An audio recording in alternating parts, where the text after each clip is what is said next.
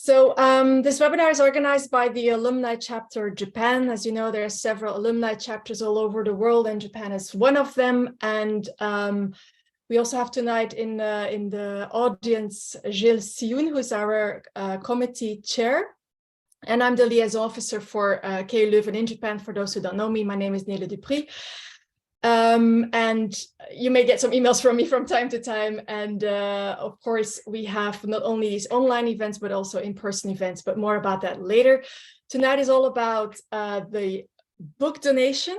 And I would like to introduce you. The guest speaker for tonight is Professor Jan Schmidt. He is Associate Professor for Modern and Contemporary History of Japan and head of the Japanese Studies Research Group within the East Asian and Arabic Studies Research Unit at the KU Leuven Faculty of Arts. And that's a mouthful of words.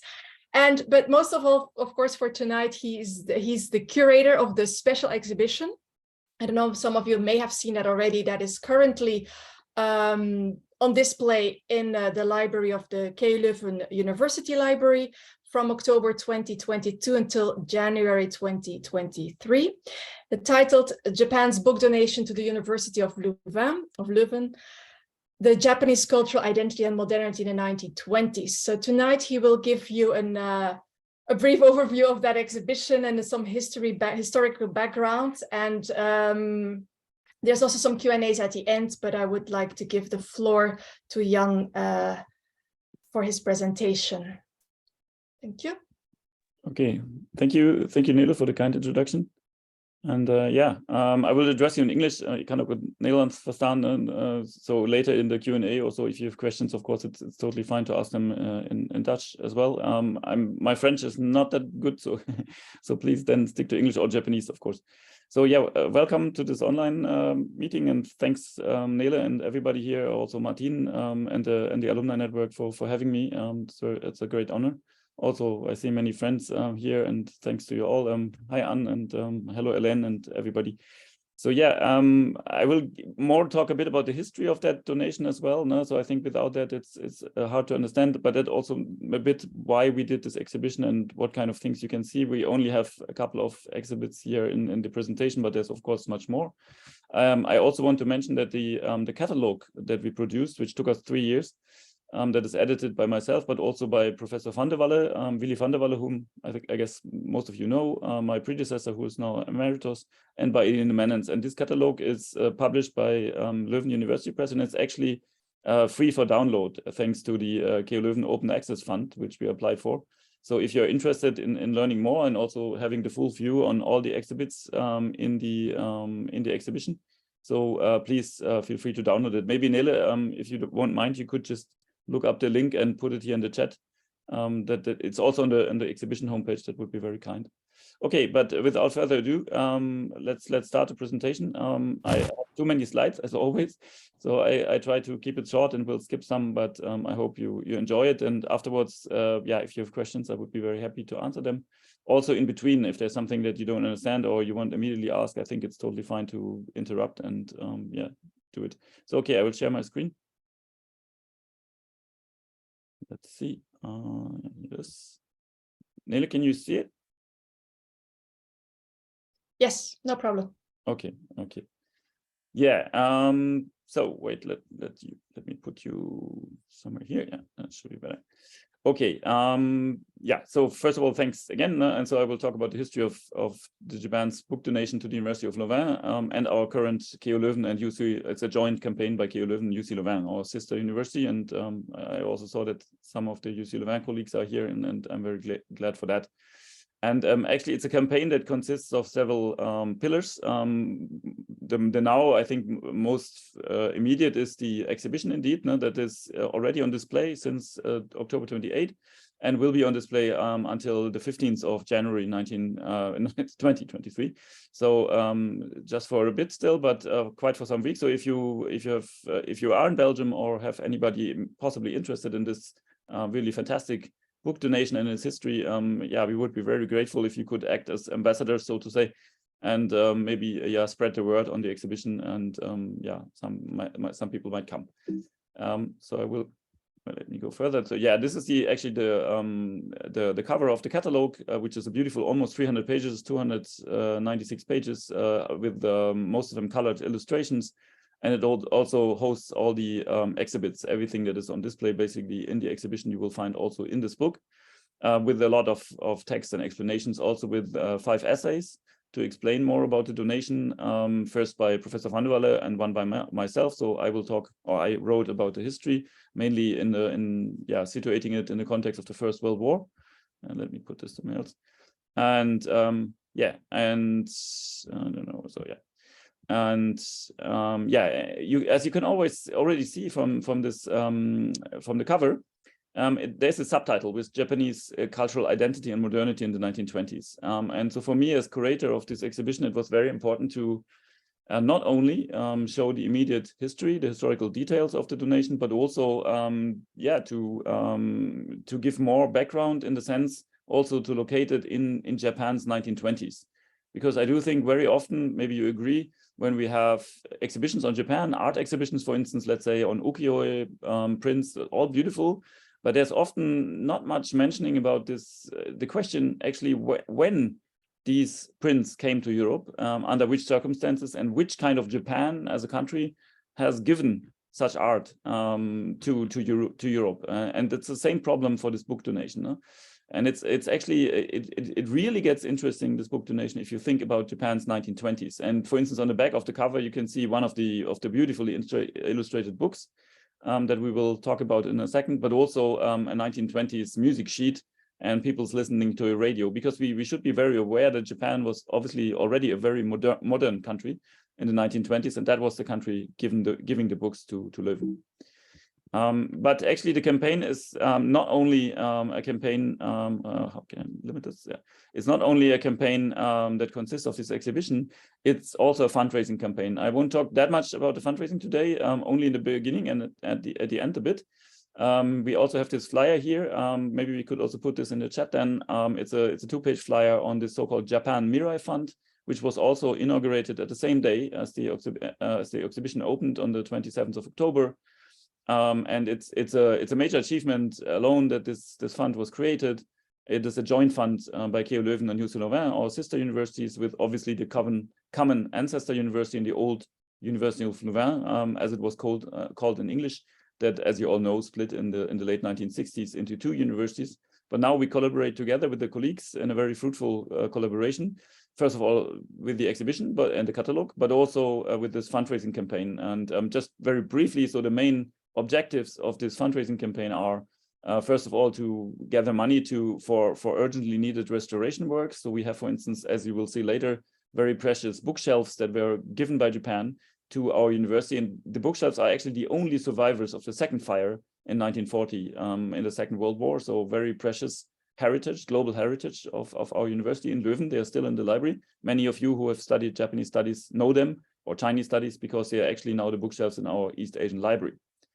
And then we want to digitize the full set of books. We are talking here about 14,000, just a repeat, 14,000 books. Now, this is a massive collection that was given, it's one of the most valuable in the world, actually, that was given to Leuven in the 1920s by Japan.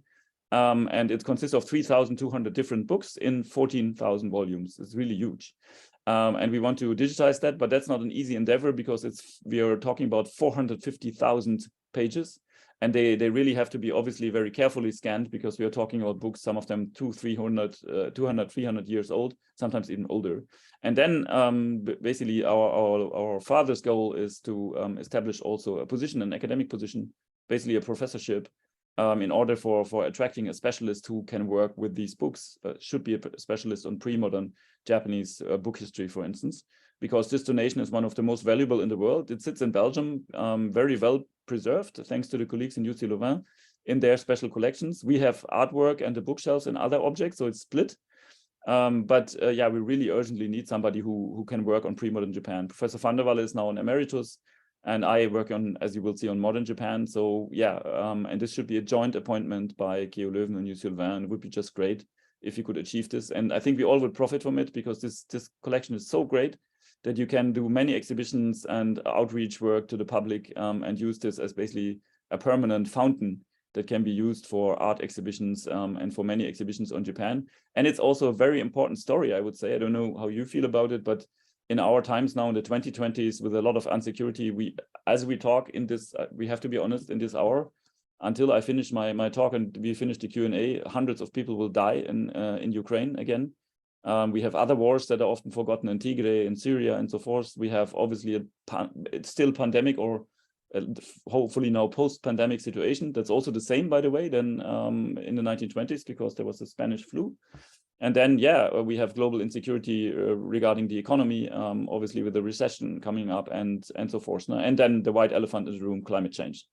And so it's a multifaceted crisis situation that we are in. That's clear. There are a lot of challenges. And if you think about it, 1920, so 100 years ago, now we are celebrating the 100th anniversary of this Japanese book donation. It was the same in that sense, that it was a multifaceted crisis situation. And the Japanese book donation can be seen as an attempt of global solidarity between Europe and here, Belgium and Japan. And it was mutual, actually, because as we will see, it's not only a Japanese book donation, but also the other way around. There were donations by Belgians. For instance, in 1923, next year will be 100th anniversary of that. You all noticed the one of the most devastating earthquakes in world history, the Great Kanto earthquake, which killed easily around 100,000 people, 100,000 in Tokyo and Yokohama. And there was substantial aid and donations by Belgians back then, including KU Leuven or UC Leuven in the forms of books of our common ancestor university that were sent to Tokyo as well. So it's a good sign of global cooperation and solidarity that this history or story entails. And I think it's really worth to remember it. And it's very much unknown, even in Belgium and Japan nowadays, aside from specialists. Yeah, let me go further. These are the goals. I talked about it. Just I don't want to talk about myself, but just as a bit of background that you know why I am so interested in this. I came as a professor of Japanese studies in 2015 to KU Leuven. And I'm basically a specialist trained in the history of the late 19th and the 20th century from a global history perspective, but also in Japanese studies. I've studied in Heidelberg, in Tokyo, and I've worked, for instance, at Kyoto University, at the University of Bochum in Germany, and the National Museum of History in Japan. And as a trained historian, I did almost 10 years of my life I devoted to research on the First World War, and especially the impact on Japan and East Asia. I wrote 2 books about it, and I was part of this transdisciplinary study of the First World War project, which was one of the largest projects worldwide during the commemoration of the centenary of the First World War, so between 2014 and 2018. We had almost 100 colleagues working from fields like philosophy, music history, European history, Japanese history, you name it, really large, also sociology, anthropology, and a lot of colleagues. And we had we published several hundred papers, 11 monographs, several edited volumes. So it was a huge project, and that attracted me to this history of the First World War and my own PhD or doctoral dissertation project. And when I came to Leuven in 2015, basically I only started to realize the strong connection of the First World War, obviously to Leuven, that I knew, but I didn't really know about the Japanese book donation. And Professor van der Walle then introduced me, and thanks to the colleagues of UC Leuven, I could see the collection, which is closed. You cannot easily access it. No, that's the reason why we would like to digitize it. And it's a massive, unbelievable collection, as you will see. And so I took this from the perspective of the 1910s and 1920s and see it as a very important part of the history, not only of Belgian-Japanese relations, but a really very impressive part of 20th century history. These are some of the books in which I also published now, and I just want to show this so that you know from where my own background is coming. But actually, let's go into history right away. If you would imagine yourself walking down the streets in Kyoto, and I think all of you or most of you have been to Kyoto, and certainly to the Teramashi Street, you know, this arcade. And there are 2 arcades parallel, and the parallel is the Shinkyogoku Street, right? And actually, Shinkyogoku was the cinema mecca of Kyoto in the 1910s and 1920s. There were 30 or 40 cinemas light up, like in Asakusa in Tokyo at the same time. And this is a film flyer that is in possession of Rikyo University's Peace Memorial Museum, or World Peace Museum. And it's a film flyer because back then film was still had a dubious reputation, film programs are usually not yet printed in the newspapers, and the only way to know what is actually played in the cinemas was to go on site, so in the Shin-Kyogoku street, and usually you had little boys handing out these film flyers. And most of you can read Japanese, but you see probably, okay, this is a partially inverted program of one particular cinema, the Sanyu Club, so the Three Friends Club cinema. And it's typically a program that consists of a samurai drama, a modern Japanese drama, maybe a Chaplin film, so some Western films, and also actualities. So basically the forerunners or the predecessors of news reels. And actually what you find here is in the corner, suddenly, it's a reference that struck me to Löwen. So actually, if you enlarge it, what it says is Ruban Belgi Ruban shi Oshu Senran Sengo no Sanjo, which would translate to something like Leuven City in Belgium, the gruesome site after the fighting in the European war. And it's actually, it further goes and shows you that it was not silent, although there was a silent movie theater, there was no sound yet, but there was a reciter, so basically a banshee, so a film narrator, but here explaining what would be seen, so scenes from Leuven. And what's interesting about this actually is that this film most likely is a fake in a way, because it was screened in early 1915, and there's no way that an actual film from Leuven had reached by then Kyoto. So probably a film company in Japan just recycled pictures from destroyed buildings, maybe from the San Francisco earthquake or something like that, very likely actually.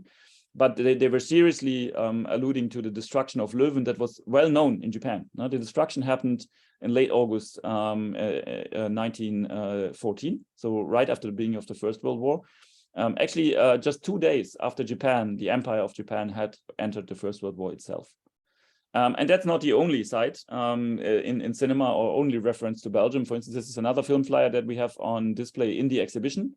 It's from my own collection, and it's a film flyer actually about a film called The Belgian. But you can see the Japanese title is very funny here. They use the kanji of Belgium, Belgi Tamashi, so the Belgian spirit, it basically says. And it's a story about U.S. soldiers basically liberating a Belgian village that had suffered under German occupation in the First World War. But it shows you how actually prevalent and around basically the war, and also the suffering of Belgium during the First World War had been, including many references to Belgian orphans being sent to the UK, for instance, and other stories like that. So the destruction of the library was well known in Japan, and there was a lot of solidarity already explained or shown also in Japan. Japan being at that time, although an ally with Belgium, so on the same side with the Entente, the Allies, but fighting against Germany, but still with a lot of pro-German people, especially in the Japanese elites, if you think about medicine and so forth. But the destruction of the library, that was a bridge too far for everybody in Japan, and there was a lot of outrage against Germany all over the world, also including in Japan. Again, I will rush to that part and spring over some slides, but we have to, if you talk about Japan at that time, we are talking about the Japanese Empire. So not only Japan as we know it, but also the colonies of Korea, of Taiwan, that had become Japanese and were annexed after the first Sino-Japanese War and the Russo-Japanese War. But we're also talking about informal spheres of influence in Manchuria already. Also, there were possession rights for several decades on the South Manchurian Railway. Parts of Manchuria were basically Japanese occupied around Dalian. We shouldn't forget that the southern half of Sakhalin was Japanese. And then during the First World War, and Japan being surrounded, we have to admit, of course, by other empires. No? China was semi-colonized by the Western countries. Vietnam, of course, was a French colony, part of Cambodia and Laos as well. India, of course, a British colony, the Philippines, US colony, and the Micronesian islands here, you see in the upper right, in the lower right, they were German. And this is actually then what Japan also, in terms of territory, gained from the First World War. So Japanese troops were occupying Qingdao, the harbor city on the Shandong Peninsula in China. You all have been, I guess, to Chinese restaurants and drinking Qingdao beer, no? And this beer actually goes back to the history of a German brewery, because it was a leased territory, like Hong Kong was partly colony, partially leased territory for 99 years for the British Empire. And similar to that, the Germans had snatched away on gunpoint, basically, from China, Qingdao and the surrounding territories. And this was now occupied in the First World War by Japan, as were the German island colonies in the Bismarck Archipelago and so far. So in terms of territory, the Japanese Empire gained from the war. There was also the so-called, totally forgotten, the Siberian intervention, where almost 225,000 Japanese soldiers were part of a multinational force invading basically far eastern Russia as part of the attempt to basically quell the Russian Revolution and push out the Bolsheviks out of Siberia. And there's an important Japanese part to that as well. We should not forget that the First World War also, it was not at all as costly for Japan in terms of lives and property loss than for many other countries, also including, of course, Belgium. But there were Japanese soldiers killed. This is a moving picture of a Japanese soldier who died in front of Qingdao when the Japanese army and navy were attacking the German fortifications there.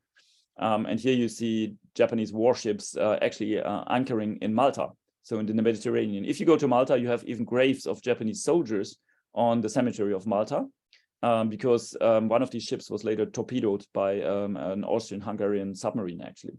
And there's also another world history aspect to these Japanese ships, because it were very likely these ships which transported back not only the surviving Japanese sailors, but also the Spanish flu virus. So the influenza pandemic very likely reached Japan through these ships then in 1918 when they returned after the war, and then from there it spread all over Japan. We won't talk about numbers, but just so that you have some ideas now of the military death and wounded. You see that Japan had military death around 300 and wounded about 907. It's actually a bit more. I counted it a bit differently. But you can see, of course, if you compare it to other states, including Belgium, it's a huge difference, including also civilian casualties with almost no Japanese casualties. That means also, if you have famous books like this, like The Great War in Modern Memory, that was written about the British memory of the First World War, it's not possible to write such a book about Japan. So the war itself is not really part of Japanese collective memory, but it was still very much had a lot of impact and in images in Japan. And importantly, and it's important to our story of the nation also in terms of economics, because Japan was among the very few countries which actually had huge economic gains by the First World War, more so the US, but also Japan was basically the second victorious nation in terms of economic gain. It might be interesting for you because many of you might work in Japanese companies and so forth. So there was a huge trade surplus, no? And if you think about just some examples so that you have some idea why this is the case, now, for instance, if you think about light bulbs, basically the German company of Osram was providing most light bulbs, had a monopoly, including in China. But when the war started, there was no German supply anymore of these light bulbs because of British blockade measures to other parts now. So basically there was no way. And then it was Toshiba stepping in. So Toshiba, had a fortune coming in because of the First World War. Also more complicated apparatuses, for instance, the first X-ray apparatus was also produced during the First World War, simply because there were none to be imported from Germany. So Toshiba, again, in this realm, took a huge leap forward. It goes into the car industry. Isuzu, for instance, and other, trucks became government subsidized because the Western powers, of course, had to fight the First World War and hadn't the luxury to be able to export any trucks anymore to Japan. Mitsubishi had a fortune also as a shipping company. Some of the first models of Japanese cars and trucks had to be developed because there was no, again, Western import coming in. So there was this huge impact. And many of the ship wharfs that you know very well, including now producing these liquid gas tankers, they were basically built in the First World War as part of this enormous economic gain. And I mentioned this and take time for this because you need to know this as a background of the Japanese donation, because it's that kind of money that gave the decisive surplus to Japanese companies to be able to become philanthropic, including to become philanthropic outside of Japan. It includes also even the Japanese court. So the imperial household was able to give 10,000 yen to our donation here, which was something like 330,000 euro. And that only basically because tax income was so well because of the economic gains of the First World War. I will skip that part here. This is a kind of reference also to Anne, who knows, of course, our now very good collaboration with RIKEN, the famous research Institute of Physical and Chemical Research, but now it's more natural sciences in general. It's a world-known institute, and this is also an institute that basically is an outcome of the First World War. because these kind of new institutions were always planned in Japan, but there was no money for the state. The Japanese state was basically broken, and a lender of a country that had to borrow money from the international capital markets since the Meiji period. But because of the First World War, this was inverted, and Japan for the first time became a lender state, so they could lend money to other countries and had a surplus for these kind of projects, including founding this famous institute that is basically out of the First World War years. Let's skip that for a moment. Yeah, and just as an interesting side remark, maybe one of the only words that comes in Japanese from the First World War is narikin, nouveau riche or parvenu, no? Because there were many people who became so rich that there were all kind of comedies and comics or caricatures about them, like here, like a too rich fat guy leaving a geisha house and burning a 100 yen note, which would be, I don't know, 30,000 euro or something, basically to just light up his cigarette. No? There was also a lot of Japanese media attention, and that's important to know because, again, this connects. The Japanese media were conveying the plight of Belgium to the Japanese readers. But basically, our story starts at the Paris Peace Conference. This is the Japanese delegation, so the peace conference in Paris to finish the First World War, famously with treaties like the Treaty of Versailles. And the guy here in the middle is Saionji Kimochi. He's the leader of the delegation. He was former Prime Minister of Japan. And he was leading the delegation, and actually Princess Astrid, during the upcoming economic mission to Japan, thanks to negotiations by a friend of mine at Kyoto University, Professor Nara Okasochi, will visit the villa of Saionji. And the background to this visit is also the centennial, so the 100th anniversary of the Japanese book donation, because it all started there in Paris. Because in Paris, the French and the Americans, but mainly the French back then, were approaching Saionji. Saionji had studied in France in the 1870s. He was a good friend of Georges Clemenceau. He had a wild love affair with the daughter of Émile Accolard. So they were translating the first Japanese translations of Japanese literature into French, are basically a child of that love affair. So he was a pretty adventurous man. But what is interesting, later then he had good friends in the upper echelons of French politics, and the French were approaching him saying, "Hey, does Japan want to become part of this international effort to rebuild the library in Louvain, as it was called back then? And could you bring this message to Japan?" And he said, "Yes, I will do that happily." And he brought the message to Japan, and it basically had success. And the Japanese political elites, including then also the emperor and the economic elites, decided to become part of this œuvre internationale, so this international relief effort to rebuild the library of Leuven. The Japanese, you see them here now, were even on the Champs-Élysées as part of the victory parade after the First World War. There was also a peace exhibition in Ueno in 1920. So the peace of the First World War had an impact also in terms of celebrations. And one of the immediate impacts is then also the visit of the Japanese Crown Prince Hirohito, whom you all know as later Showa Emperor, who visited who visited Europe in 1921. So in the aftermath of the First World War. And this was because his father was ill, also mentally not very stable. And so the court and the Japanese politicians were worried that he basically would not be fit as emperor any longer. And so they basically decided that his son, Hirohito, should become regent first, and then as soon as possible emperor.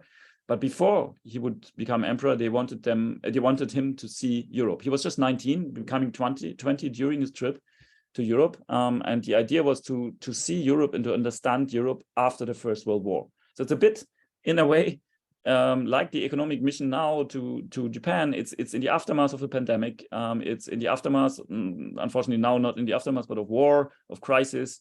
And there was this kind of idea to rekindle relations also by that, and also for the emperor simply to learn about the world. And as part of his trip, you can see him here in a building that many of you might know very well. This is not in the libraries of today, the university library of today. It's in the Naamsestraat 22, where the rectorate of KU Leuven now is located. And Hirohito was visiting together. You can see here right of him, Cardinal Mercier, he was world famous, also very famous in Japan, and Rector Ladeuze, the rector back then of the University of Louvain.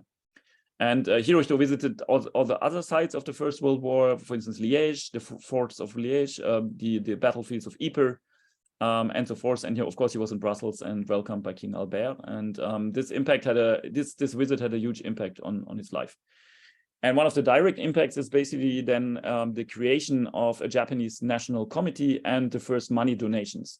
But it was what is important to understand that this donation was only indirectly about money. Money was only collected to use that money then to buy the books and artworks that were to be given to Leuven. And what is interesting, if you look into the final report of this, the final report of the Japanese donation was published in 1926. In here you see some pages which list up the donors, the big donors, giving all of them 10,000 yen or a bit less, so something like 330,000 euro nowadays. No? So huge sums that were given to this effort, and with this money, then the books and also these bookshelves were bought or produced. And we don't have the time to go too much into the historical details, and of course you want to see some of the items in the exhibition.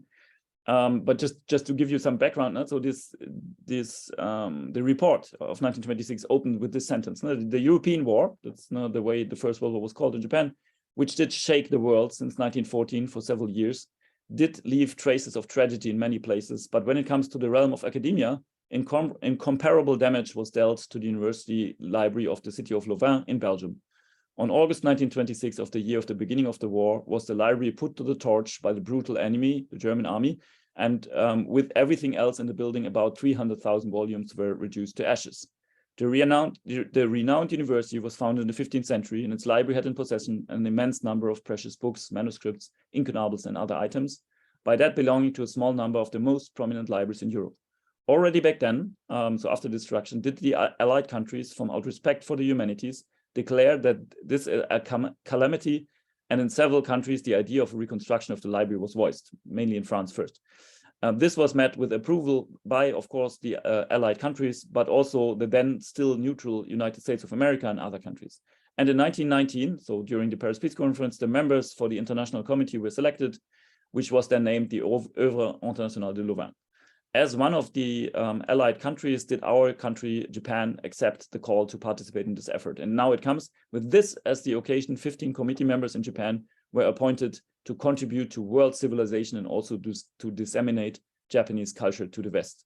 And it's very interesting that the idea is apparently not just to give some books to Leuven, actually books that almost nobody could read, because there were almost nobody who could read in Japanese back then in Belgium.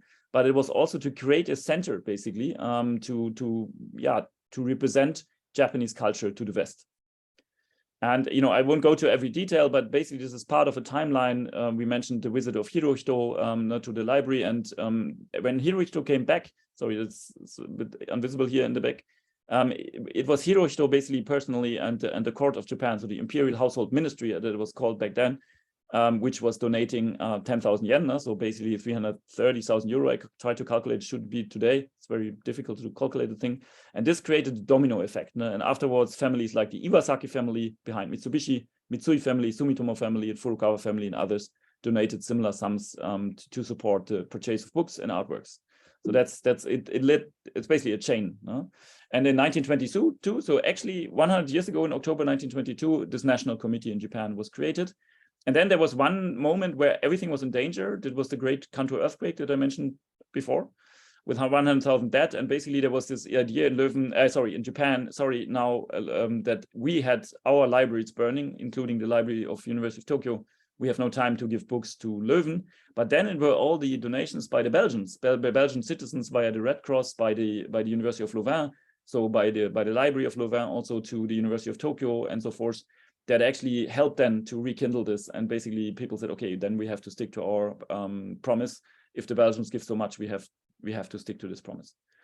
And the books then were sent between 1924 and 1926. Once more, the major donators may be interesting to know. Maybe some of you might even work in companies that were part of this. So 100 years ago, so it's the Imperial Household Ministry, it's the Sumitomo family, the Iwasaki family behind Mitsubishi, Furukawa, Suinobu, Shibusawa Eiichi, the famous founder of the Chamber of Commerce of Tokyo, sometimes called father of modern Japanese capitalism, and he will be on the 10,000 yen bill, I think, for next year. And then the National Bank of Japan, but also, for instance, universities. We had directors of University of Tokyo, University of Kyoto, of Waseda, Keio, Chuo, Meiji University, of Kansai University, all involved in this endeavor. Some of them also giving money or books.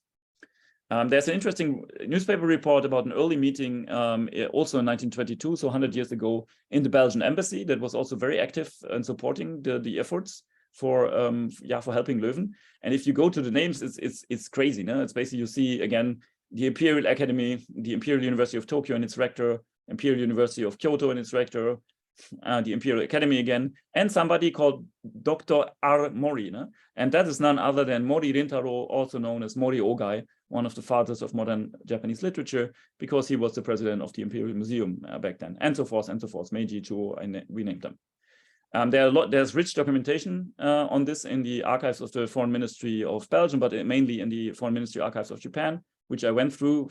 Professor Van der Walle had also a look already before that. And there's still a lot actually to do research on that, but it's a very, very interesting story. And that's how the actual donation looked like. And Nela, I know about time, I will finish with some impressions of the exhibition so that you know what we are talking about. So this is how the Japanese donation looked like in here in 1930. So this is basically the room after room of 14,000 books, including a vase that was donated by Crown Prince Hirohito, and that's also now part of the exhibition. We have it still in the possession of K.O. Leuven, and some artwork. And the bookshelves, you can see, they are still there. It's the same bookshelves 100 years ago, which is amazing that they survived also the second fire. But actually, what you cannot see that they really need urgent restoration, and it's part of a heritage. They look very simple and even banal, maybe, but you can see also kind of this attempt to have them look a bit kind of oriental by the Japanese donors. And it is an important global heritage of K.O. Leuven and UC Leuven, because it's the only part of the furniture of the old renewed library of the 1920s that remains. Now, what kind of things do we have on display? Well, mainly in the exhibition, we show a careful selection of books out of this Japanese book donation. And the donation is so really special because it's not just any collection of Japanese books. You have also major collections of old Japanese books, for instance, in Oxford and the Bodleian Library, in Yale, and other universities and museums in Europe. But ours is one of the biggest. But what makes it really unique is the systematic selection of it. Because with the Japanese National Committee that I just mentioned, they selected one famous scholar, Wada Mankichi, who was the director of the Library of Tokyo University and also the head of the Library Association of Imperial Japan. And he was an immensely learned man, and he took the money and very meticulously made it possible that a best-of selection of old, fine books in pristine quality of any field you can imagine. He divided, I think it's 23 fields, so medicine, philosophy, history, science, you name it, literature, everything was selected. And we show selected books from each of the parts. I could imagine that some of you who are located in Japan might go back over Christmas to Belgium, and it would be an honor if you could consider to come to the exhibition. And actually on December 21, we just swapped the books. So there's a second selection of books on display. So we have basically two exhibitions with two sets. And this is the campaign image. You might remember it from the poster at the beginning, no? Also from the cover of our catalog. It shows an itinerant seller. You have to turn it 90 degrees, and it's a double book page, and it's itinerant bookseller and print seller. And it's out of a very, very beautiful book about basically different kind of occupations in the Edo period. No? This is from the early 19th century, but we have much older books also, and very famous stories, like the story of Asaina Shimameguri. No? So this Asaina was a person whose father tried to stage an uprising. He was caught in the act, executed, and the son had to flee, and he became an adventurer, and he fights dragons and goes all over Japan. So it's a very famous illustrated serialized stories by the basically greatest pre-modern novelist of Japan, Kyokutei Bakin. Sometimes also just called Bakin, which is an immensely famous name. And we have other illustrated tales. This, for instance, a very funny and interesting one with a very serious background is a war tales to fight against syphilis, the sexually transmitted disease. And it's basically about it's written by a doctor, no, in the early 19th century, but illustrated like a funny war tale of demons in order to educate people how to fight this disease. We have also beautifully hand-colored books in this collection, and the books being hosted in very good condition, and thanks to the colleagues there in UC Leuven. And you have, for instance, depictions of geisha, of sword fighters, and so forth. So there's a lot illustrated, and that's of course not an accident, because obviously the donators of the collection knew that in Belgium back then nobody could read Japanese. And all of these books that you see here are on display. But also you have, for instance, medical books of great importance. Now the show, it's a time capsule of the knowledge of pre-modern Japan, mainly of 16th, 17th, 18th, and a bit of 19th century. Here you see, of course, the depiction of the heart. So you have surgery books, very interesting books of all fields. You have Honzo Gaku books, so Materia Medica books. It's basically the equivalent of the French encyclopedists to Japan. So what Diderot and others were to France, you have represented here in these books, showing an important step in Japanese, not only in the development of science, but also in becoming independent from Chinese knowledge, which is a very interesting development. But in the exhibition, to shift radically, we also have many items on the 1920s in the second part. The items themselves are not part of the original donation 100 years ago, but they are part of our attempt to show how 1920s Japan looked like, and how it felt, basically, and to give a kind of a bit of an some labor you have to do intellectually if you go to this exhibition, to ask you the question, okay, so we have these old books donated, 14,000 of them by these elite donators to the University of Louvain, but it's a country that is ultra modern, including some, for instance, the erotic depictions here of a Miss Nippon song. There was a song that was highly popular, sold in records, or here the Milky Way song with a very modernist poster-like depiction that is graphically, I think, very appealing. We have many items actually like this one from the National Museum of Japanese History. This in itself is a great victory. Normally they almost give no loans to foreign museums, and we were successful thanks to a cooperation agreement that Luxelles signed in 2018 and was also there. So we are one of the few universities in Europe or in the world that has a direct cooperation agreement with the Kokuritsu Rekishi Minzoku Hakubutsukan in Chiba Prefecture, Sakura. Can only recommend to go there. And this is a beautiful poster of 1923 of a woman alone in a bar drinking beer, which was very provocative. It's a Kirin beer company poster, but on the back a modernist painting, and it shows this kind of hybrid culture of the 1920s, and also that women now were becoming consumers and were also seen by Japanese companies as consumers. And all of this in the very same time that the old books were given to Leuven. Or you have, for instance, a Suguroku, so a board game that was a giveaway for a newspaper of a world flight that include also Belgium. And it's actual flight that happened by 4 Japanese pilots, sponsored by a newspaper. And that in itself is an amazing story, how they traveled, and all these imagination about cosmopolitanism, global solidarity, travel, and so forth. We have also political posters by the Ohara Institute of Social Research, like this election poster here from 1928. Which is interesting. It says basically the future will be bright if you vote, and future will be dark if you don't. So these kind of posters. But we have these posters also to show the exhibition is also a bit of a warning, in the sense that we all should, of course, always remember the 1920s in a way as a warning as well, because in the end, of course, all the solidarity and cosmopolitanism failed, and we had the Second World War. And I think it's a bit also, as human beings and living on this globe, it's a task for all of us that we cherish cosmopolitanism, but also solidarity and global cooperation, to not get into yet again another major conflict, obviously. Including now you have also wildly radical posters, 1920s posters, pro-Soviet posters of Japan, but also we have some very beautiful kimono here from the Völkerkunde Museum in Heidelberg on display, showing the modernity, including skyscrapers of Chicago and a warship and American flags and so forth. Just to finish, finally, this talk, the collection is not only recognized now as one of the most important collections in the world by us, by Willy van der Walle for a long time, who has for a long time fought for it, myself and colleagues in UC Louvain, but also by outside experts. And this is a quote by somebody very famous. You can see him seating here directly left of Rector Sells in a dinner that we had hosted by the Belgian embassy, by Ambassador Bilderding in 2019. Where basically the rector of the National Museum, Kurushima Hiroshi, was also present, and he gave the following quote after he saw the book collection himself, and he said, "This rich collection of Japanese books amounts to over 3,000, actually 200 almost titles in almost 14,000 volumes, and is thereby of an extraordinary size, especially for the Edo period." So 17th, 18th century. It contains almost all known representative books that are academically important for its various categories, such as philosophy, religion, biographies, travel literature, and so forth. And then he goes on and finishes by saying, "My evaluation is that this book collection is immensely valuable and fundamental for the study of Japan up to the 19th century, not only in Belgium, but in the whole of Europe or the world." And last quote, and the final slide of this short introduction, This is also somebody who is really important in the study of Japanese literature, Professor Wolfgang Chamonix of Heidelberg University. You see him here together with Van der Walle and myself and a good friend, Daniel Poch of Hong Kong University, in the actual collection in UC Louvain, in their secured storages. And he was blown away. He didn't know about the collection. And I invited him in 2019 in December. He came there and he said, this is simply an unbelievable collection. For instance, its section on Gesaku, popular narrative literature of the Edo period, is very likely the most exhaustive and systematic collection of its kind in the whole of Europe.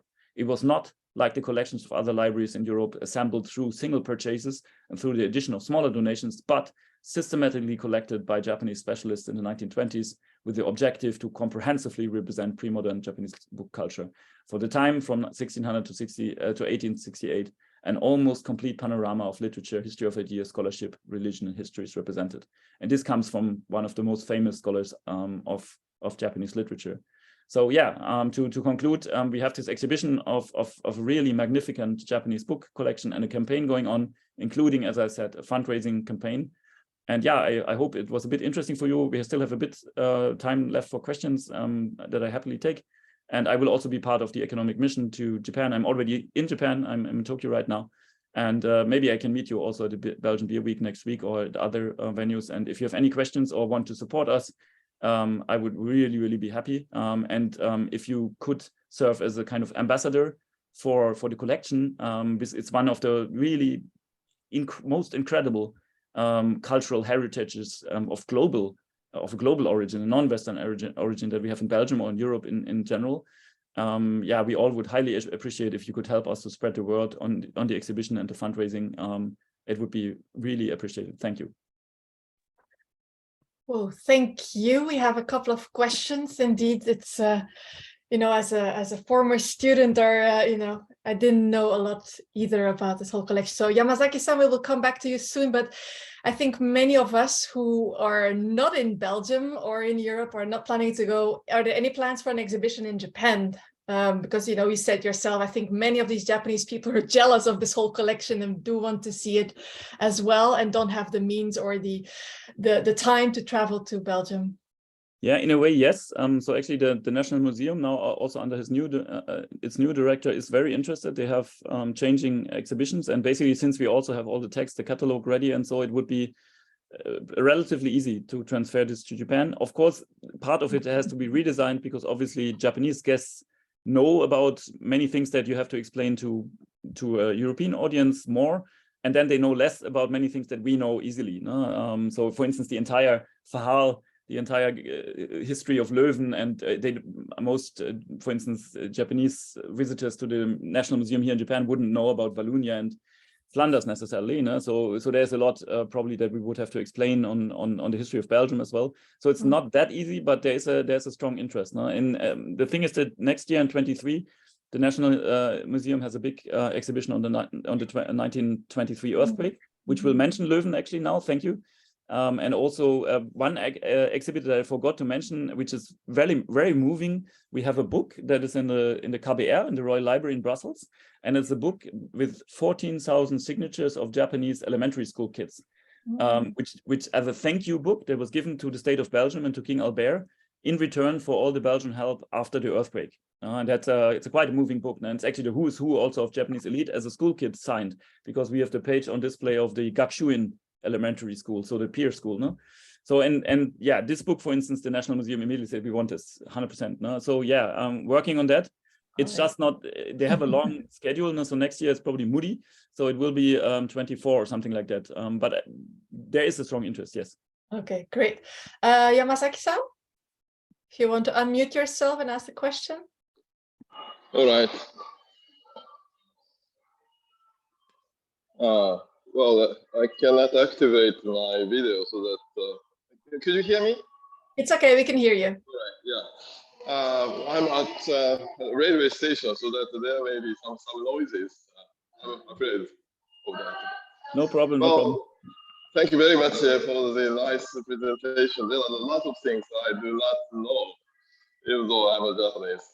I'm not a specialist in studies of history or culture and so on. But I was very much impressed by the richness of the collection itself. My question is related to the Louvre side's preparedness to accept that collection at that time. I'm curious in knowing if there were sections, researchers who were doing Japan-related studies in terms of history, literature, art, and so on at that time. I didn't, there was a bit of noise. Sorry, can you repeat the main question? Because I'm very sorry for that noise. No problem. Yeah. What I'd like to know is, in that period, I mean, in the 1920s, yes, at Louvre side, yeah, there were any sections, researchers who were doing Japan-related studies? Not much. No, not many. Professor Van der Walle had a close look into this. And there were only some what back then would be called Orientalists, so people who scholars who worked more in general on the whatever was called the Orient, including Asia, but most of them were specialists of the Arab world. There were Martin knows about this, of course. There were famous sinologists. I see. So there was a lot of study of China, and some of those studying China, in addition, had also an interest in Japan. But actually, there was almost no direct research on Japan, and this is also the reason that in 1927, a famous Japanese industrialist who was living in Paris, Satsuma Jirohachi. Oh, yeah, he's quite famous. Yeah, and he's, for instance, he was also the sponsor of Maurice Ravel, no? So not only several artists. And he gave 100,000 francs, Belgian francs, explicitly to Louvain, to create lectures, so to have a fund, so that we could have guest lectures on Japan. That was the beginning, basically. Yeah. Quite interesting. Yeah. Thank you very much for the addition. You're welcome. Thank you. Thank you for the question. Yeah. I'll be seeing you next week. Okay, great. Yeah, looking forward. On the occasion of the visit of the rector of the UCL. Ah, great. Okay, yeah, then see you next week. See you next week. Thank you. Thank you. Thank you. Martin, you had a question? Yes, thank you. And thank you very much, Jan. I mean, the more I hear about it, the more it fascinates me. And I think this goes for everyone. Like you said, I am a firm believer that all will profit from restoration and preservation and dissemination of this collection. And like Dostoevsky said, it's something that I often have in my mind. The world will be saved by beauty. And I think it fits what you have just shown us and explained us, what we can see in the exhibition. It speaks to our current moment because it does point out that the world needs saving, just like you correctly said. And we only wish beauty could save it. But anyway, fortunately, we have room to be enjoying this, to be collaborating on this meaningful cultural heritage. And so I hope that everybody present here can also be an ambassador for this project. And I wanted to also say that to everybody that the recordings of the session today will be posted and available for everybody online to disseminate further. We posted on our alumni platform, which we call KU Leuven Connect Global Talks. It's a bit like TED Talks, but everything that is generated by KU Leuven. And so it's multipliable. So I invite everybody to really act as an ambassador and use this very valuable material. Thanks. And see you next week, Jan. Yeah, see you there. Looking forward to that, Martin. Thank you. Thank you so much. I'm just reading some of the chat if there's any other questions, but in the meantime, if anyone else has a question, please unmute yourself and we can take your question. Oh, okay. Sorry, Hélène, you answered to Sam. So yes, the fundraiser. So I send out the link to the Japan Mirai Fund website, and there's some donations. There's a Belgium bank account number as well, but you can donate apparently by a credit card as well. For the Japanese, yes, go ahead. And I think, yeah, we should also mention that finally also now we have a Japanese flyer, thanks to Nele and the colleagues in Leuven, Griet Dobbelare, and also others. No? And so, yeah, maybe we can also later send that around just as any material. And again, you know, it's not about trying to impose this on you or something, but it would be, as Martina said, I really think, and I mean it, no, that not as a Japanologist or so, that we should remember these kind of items and collections of also of global solidarity, because I guess we agree, all of us, that we really need that now, no, in the situation we are all in. And so in that sense, yeah, if you could distribute it, would be very kind. So another question was, will the KU Leuven digitize the books in-house or use external partners? Yeah, so the books are basically, most of them are in UC Louvain, and as a collaboration, yes. Well, UC Louvain is working. They basically have a very good digitization lab. No, they also use the highest now international standard for this. It's called IIIF. But the problem is more, we need people, actually, strangely. You would think in digital age, no, that it's more machines and these kind of things. It's the problem is you can't do it like Google Books with automatic scanners, not like sucking the book page and, you know, basically, no, it's actually working with air, no? And then folding the book automatically. That is not, it's not possible with these precious books. So what we need, I think, mostly in UC Louvain is more of these high resolution book scanners that are very expensive, and the personnel to do it. And again, it's almost 500,000 pages. No, the colleagues there are working on it, and they do a really good job already for a long time. Previously it was Emile Vilco, who's now working for the directorate, and now it's Flore Goyot, and they're really good. No, they do a really great job. It's just that we all need, as a joint corporation, need to expand it, because it, as of now, it takes just time, and for 500,000 or 450,000 pages is a lot. And that's also why this is actually really expensive. Indeed, thank you. I don't see any direct question. Oh, yes, Gilles? I think Hélène also rose her hand. Okay, sorry. Oh, no, okay, sorry. Yeah, anybody else can go first. I'm sure I was late. No problem, go ahead, Gilles. Go ahead, Sure, Gilles. thank you. Okay, so thank you so much, Professor Schmidt. I think this was really, really insightful, and you really gave a very nice overview of all the rich material that's out there. And I want to maybe also congratulate, maybe deeper, in the sense that science is often used as a bridge across cultures, across differences. And I feel like you've touched on a very important point in terms of cultural heritage and creating understanding across these cultures. And I'm really curious, from your experiences, what are really the lessons that you take away from this project in terms of collaborations with institutions or with other scientists or other stakeholders? What can we learn from your experiences? Thank you. Oh, thank you. It's a good question. Well, there are several aspects to it, no? And I hope, yeah, let me try to be brief. Well, I mean, if you think about the historical dimension of it, as I said, no, I think it's both a very encouraging story and a very, I think as a historian, you have always to be brutally honest, no? So it's also a warning, as I said, no? Because if we are honest, we can say that the 1920s also failed, no? Because we have a Second World War with even more catastrophic consequences after the First World War. So, and why did it fail? No? And okay, that is a long discussion, but yeah. So basically, I think part of the solidarity has to be, first academia has to play a role. But to be honest, I also think to an extent that we also have to be very robust as academics, no? And also at sometimes risk fights with politics. No, because I think for instance, no, from an academic perspective, it's very clear that climate change is real, and that this is I mean, we you know, Japanese book donation is really nice. I want this to happen, and it's great. But to be honest, if climate change comes, it's not relevant anymore. If this happens, I mean, we have political problems and billions of people possibly becoming refugees, not millions. So and the political repercussions and the violence that will happen, and I'm sorry to say this that in an evening, I don't want to ruin your dinner, but it's very obvious, no?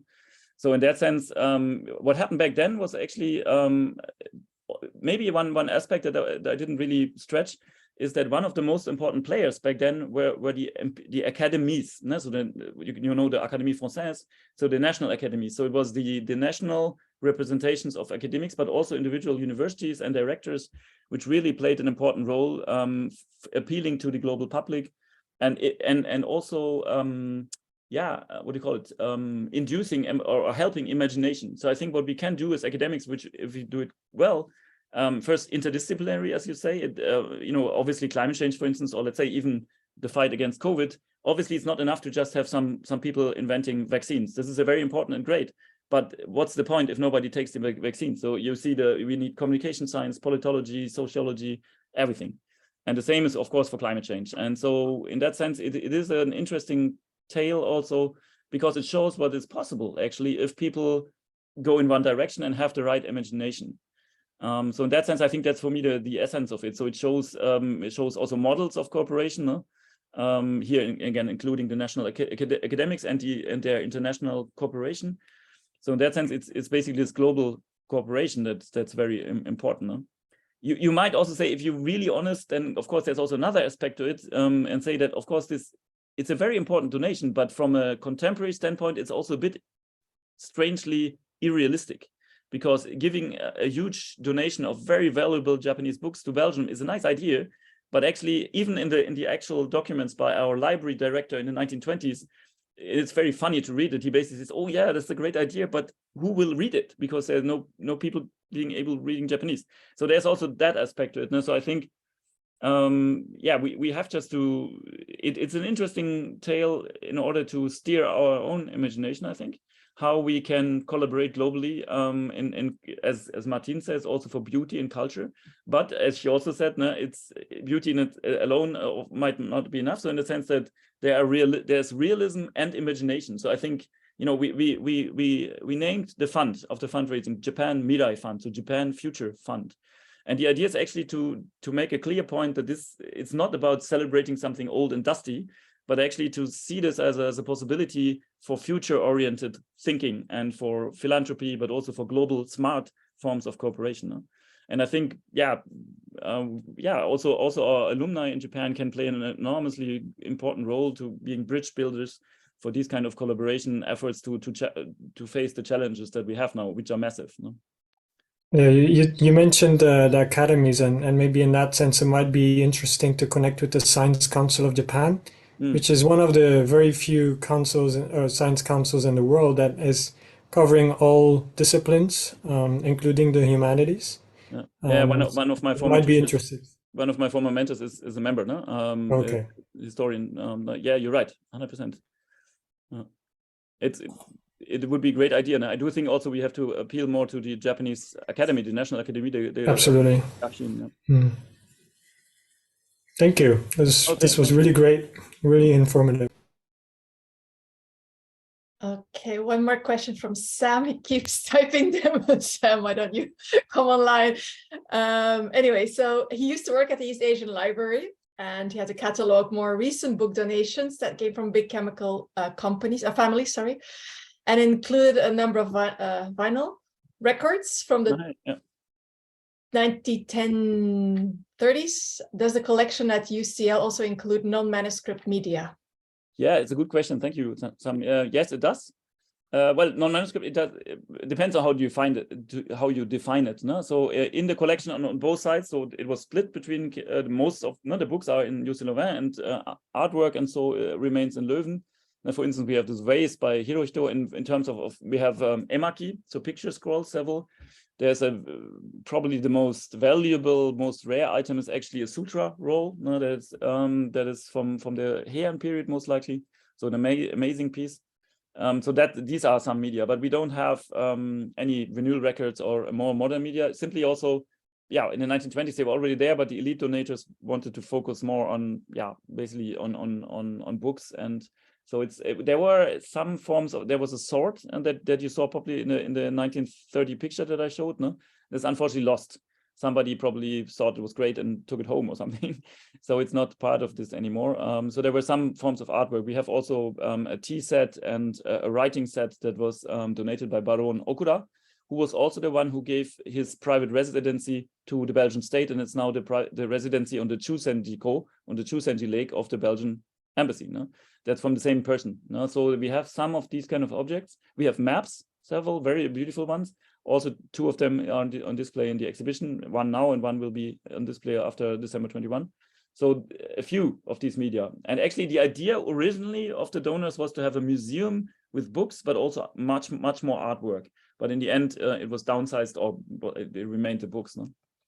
Yeah, that's all I can say. But yeah, you're right. We have some other collections by Japanese, for instance, chemical industrialists, including also records and so forth. And we have records also in display to show the modernity of the 1920s. Yeah. Thank you. All right. No more questions? Feel free to raise your hand, or I'm following the chat. No.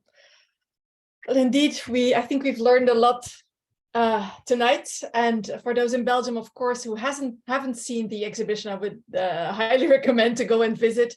Leuven is probably not that far away for everybody.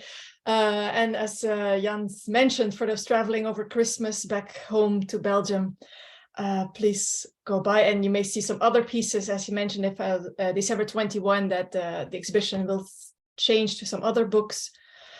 And for us, we hope, for those who are staying in Japan, we hope to see the exhibition here in Japan, of course. And as Jan mentioned a couple of times, for those who don't know yet, we do have an economic mission coming next week, December 5th. We start until 9th. So Princess Astrid will lead an economic mission. And KU Leuven is also present. Jan will be here, Anne, Martine, who will join us tonight, also Helene. Of course, Rector Sels and Rector Blondel from UCL. And we did invite you all to, probably all, to December 6th, the Belgium Beer Weekend. If you haven't received an invitation, or you still want to join, just get in touch with me and I will try to fix you with a ticket. We also have an innovation seminar led by KU Leuven at Waseda on the Tuesday, December 6th. And Jan will also have another talk together with Professor Sasaki and Professor Naraoka. That's in Kyoto on December the 9th, 11:15 in the morning. So for those in the Kansai who are planning to travel to Kyoto, feel free also to come by. You can get more information from my side, or there's also more information on our website as well. I think I've mentioned everything during the week. I don't know, Martine or Anne, Jan, if I have left something out that you want to add, feel free. I just want one thing, so that you can see how far this can carry us. No? So actually on December 7th in the morning, we received an invitation to the Imperial Palace of Japan, and basically to one particular part, the Imperial Archives and Mausolea Division, which is very prestigious because it's also the division that oversees the imperial graves. And they invited Professor Luc Sels and Rector Sels and Rector Blondel, so the two rectors of UCL Leuven and KU Leuven, to the Imperial Palace to show us also all the documents and the materials they have about Hirohito's visit and the book donation and the entanglement of the Imperial Palace. And I met Tuesday, an art historian who is a personal friend of the emperor, because they studied together at Gakushin University. And she told me that the emperor is very well aware of the exhibition, and you might know that the current emperor of Japan is a trained historian. No? He has training from Gakushin University and Oxford University, and he seems to be pretty interested in this. So yeah, it's a great honor that we receive now as the two universities. But I think, yeah, we should take this forward into the future, no? to deepen our relations of Japan and do our however small part to help with the challenges of the 21st century.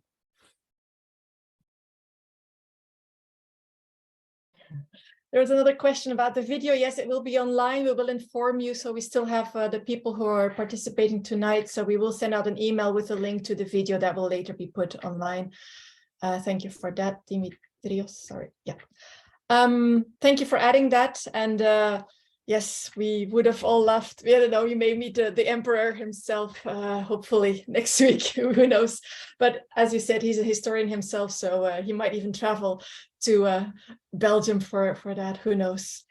Again, I would like to thank you for tonight. I will stop the recording. For those who want to stay online, feel free to stay and have a chat with us.